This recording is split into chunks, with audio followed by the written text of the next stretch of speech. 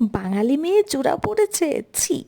ছি বলার কি আছে বলুন তো? আমার তো ভীষণ পছন্দ। আসলে আমি না নিজের ইচ্ছেগুলোকে বাঁধার চাবিকাঠি কখনোই আমার নিজের সঙ্গে রাখি না। আমি আসলে নিজের ইচ্ছেকে বাঁধতেই পছন্দ করি না। তো দেখুন, বড় অফিসে আসার পরই হাত ভর্তি চূড়া নিয়ে ওকে সারপ্রাইজ দিলাম। আমার আসলে অনেক আগে থেকেই একটা স্বপ্ন ছিল, আমার যখন নতুন নতুন বিয়ে হবে, আমি বিয়ের পরে হাত ভর্তি আমি চূড়া পরবো যখন কোথাও আমরা প্রথমবার বেরোবো। তো হঠাৎ করেই চূড়া কেন কিনলাম, কোথায় যাচ্ছি এবং কেন যাচ্ছি, সবই কিন্তু আমার নিচের লিঙ্কে রিলেটেড ভিডিও সেকশনে ভিডিওর লিঙ্কটা দেওয়া আছে। আর এই চূড়াগুলি কেমন লাগছে একটু বলবেন তো? আর লোকে কি ভাববে সেটাও যদি আমরাই ভাবি, তাহলে লোকে কি ভাববে বলুন তো?